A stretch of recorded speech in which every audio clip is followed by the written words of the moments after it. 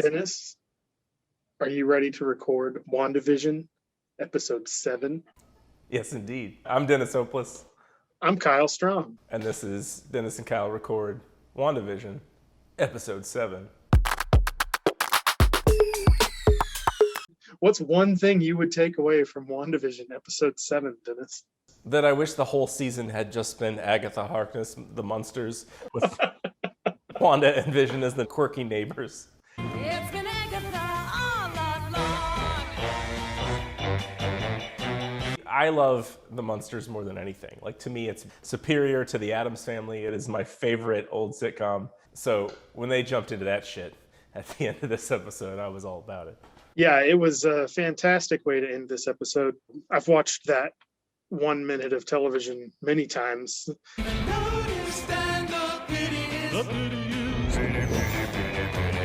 So we had a lot of Modern Family, a lot of fake documentary talking to the camera. Wanda was very much doing the mom from Modern Family throughout it. Who plays the mom in Modern Family? Which mom? What have I done? I know. Elizabeth Olsen is amazing at different acting styles. Like the way she's changed Wanda to fit the different eras. And I think Paul Bettany's good at it too, but she was incredible in this. She just seemed like she was in a quarantine episode of Modern Family. Letting our fear and anger get the best of us, intentionally expanding the borders of the false world we created. Not being aware of Modern Family, not really watching The Office much. It did feel like that I wasn't catching a bunch of little things because I just wasn't aware of them. And I assume that's what people who watched the first couple of episodes, having never seen the Dick Van Dyke Show. What I do like about this portion of the episode was how they kind of leaned into the quarantine depression. Wanda even says at one point that she's giving herself a quarantine-esque staycation and doesn't want to get off the couch. I think we all can relate to that. She's depressed. Everything in the house is changing. Like the milk goes from being a modern bottle of almond milk to a carton of milk from the 70s to a black and white like glass jug of milk. The wallpaper keeps changing and all of the decor, the TV changes. And she's not in a good place to take care of her children, whose video games are switching to Uno cards and Atari joysticks and stuff. Agatha comes over, offers to watch the kids, takes the kids to her house. Meanwhile, Vision interacts with Darcy, who is on what used to be the Sword compound, but is now a series of circus tents and circus performers.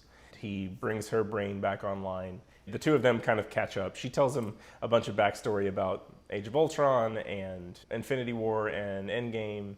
They've stolen a funnel cake truck, and then the town keeps stopping them from getting back home. So the circus to me felt totally different. It felt like a totally different TV show than the Wanda stuff. I thought it was funny, but it was a weird juxtaposition. It felt more like Parks and Rec than anything. Well, and that's the thing. Parks and Rec and The Office and Modern Family are shows that dive deep into real human stuff. The character stories are always very like emotionally charged and realistic and a little bit dirty, and they're not perfect like old school sitcoms, but they temper that with really outlandish nonsense that happens to the characters. While it's very strange for there to be like a circus strongman in a modern television show, that's the kind of nonsense Dwight would get up to in The Office. Outside of the Hex, it turns out the aerospace engineer was nobody.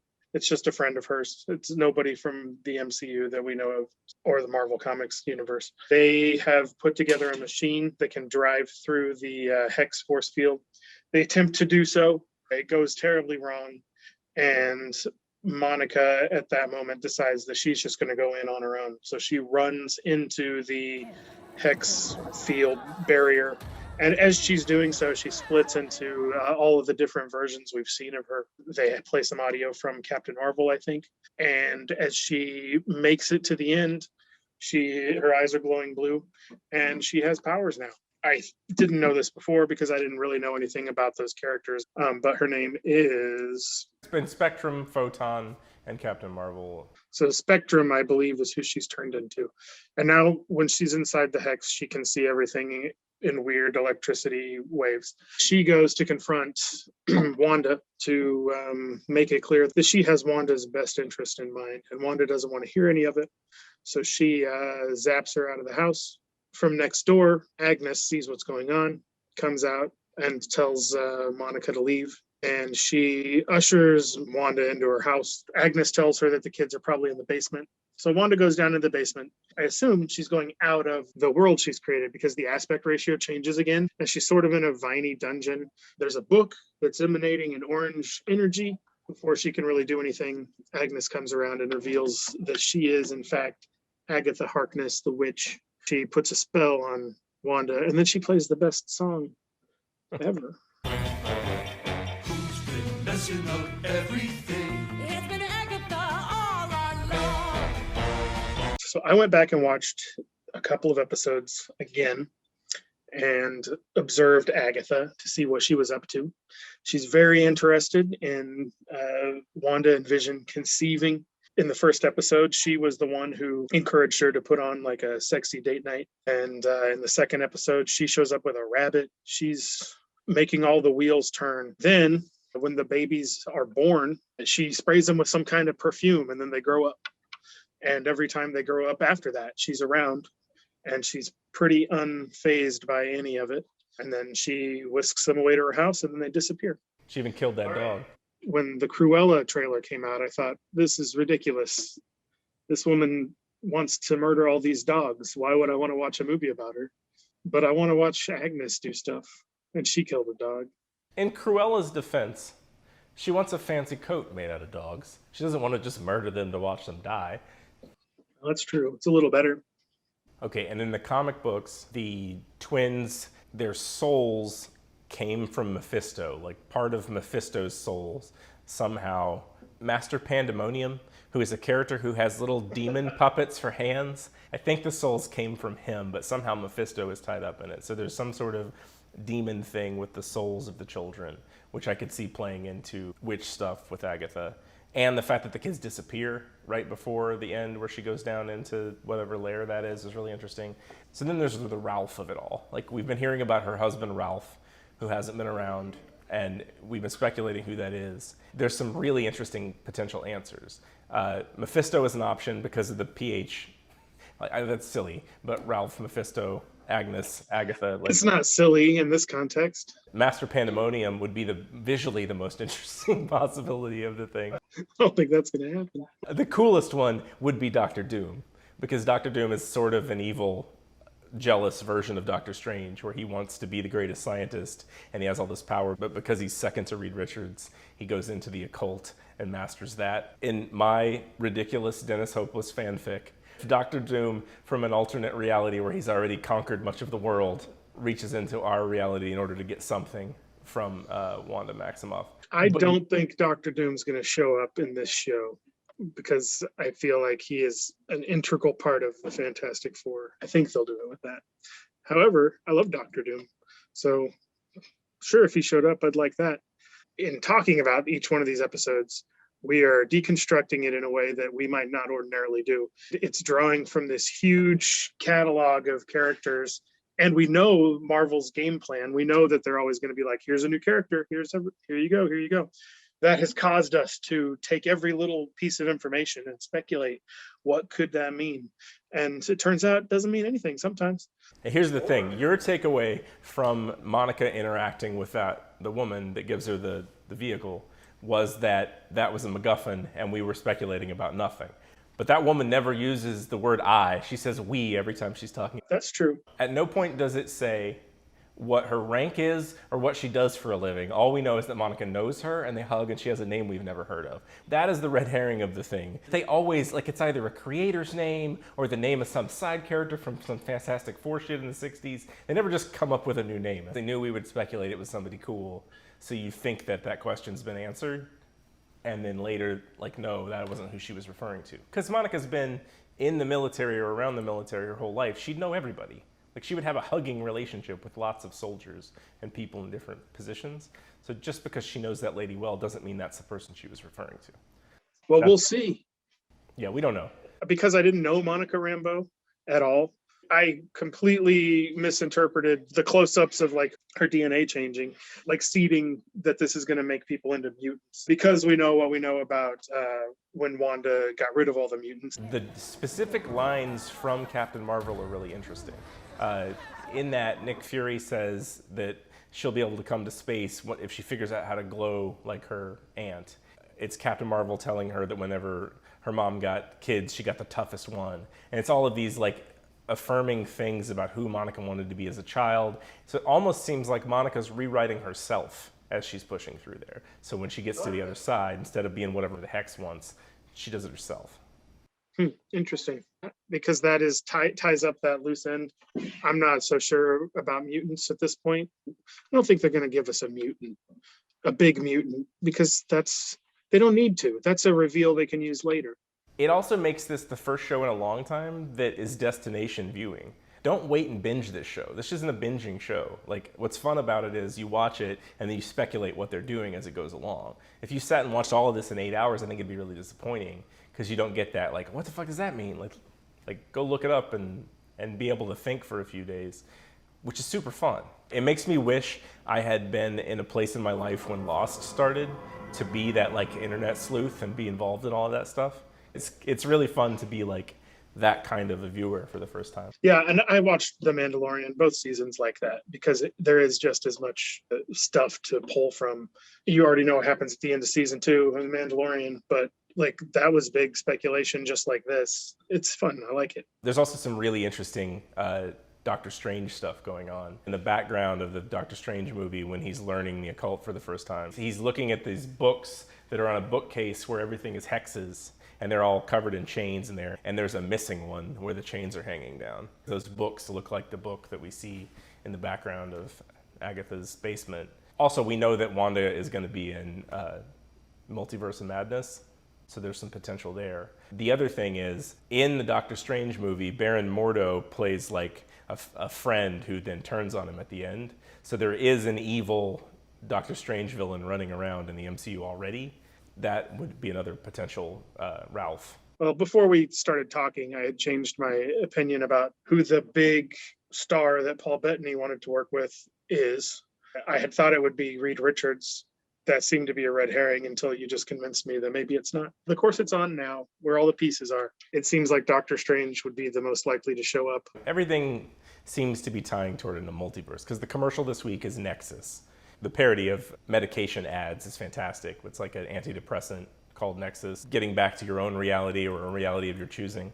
And in the Marvel Universe, there is a place in the Florida Everglades that is guarded by Man-Thing. And here's Cullen Bunn to explain the nexus of all realities. We don't just live in a universe, we live in a multiverse. In this multiverse are endless possibilities, endless realities.